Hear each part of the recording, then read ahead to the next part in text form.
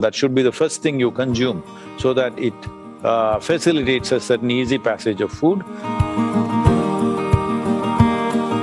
Today, colon cancer, intestinal cancer are becoming so big, the incidence would be much lower. It enhances the aura within the system.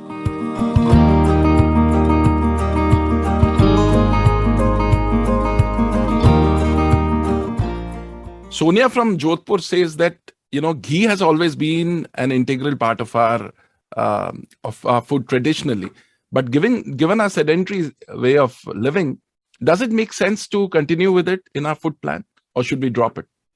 No, ghee has many useful things. She comes from Jodhpur, which are actually desert lands. In a place like that, ghee is very, very important because if there is… ghee has this capability. Normally, we must understand this. Today, we are mixing it with so many things, ghee and sugar, ghee and carbs and everything. Otherwise, generally, traditionally, ghee was always eaten as the first mouthful.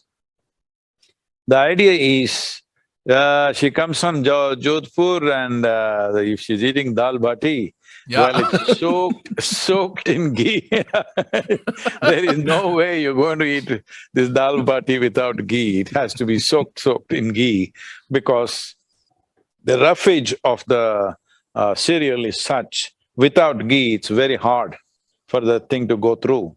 And the idea of eating the first morsel with ghee is a lubricant which lubricates the entire alimentary canal. That should be the first thing you consume so that it facilitates a certain easy passage of food. And also there is a factor in India, in many ways, chili is the spirit of India, okay? Yeah. So, especially in Rajasthan, chili is, because even if a camel eats, it must be tasty. So it is really, really heavy on chili. When you eat very spicy food, it's very good to coat your tract with ghee before you consume that. In Andhra Pradesh, in Rajasthan, in various other places, wherever there is very hot, spicy food, eating ghee has been a part of Indian tradition. Leaving that aside, the importance of ghee is it keeps the alimentary canal clean.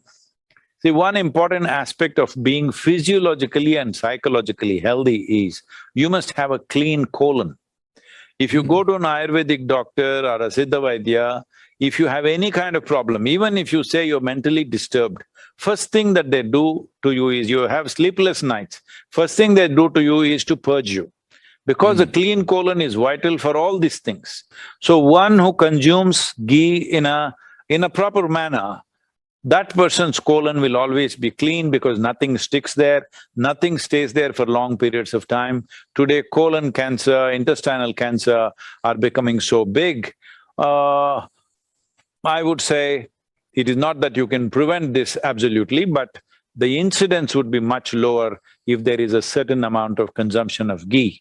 And the ghee must be of the right quality. I don't know what commercial ghees that people are eating today, but if it is properly made from cow's milk or even buffalo's milk, if the ghee is made, it has many important benefits. One particular benefit is that this is because you are saying it's an Ayurvedic conference, I think I can take the liberty of saying this. It enhances the aura within the system.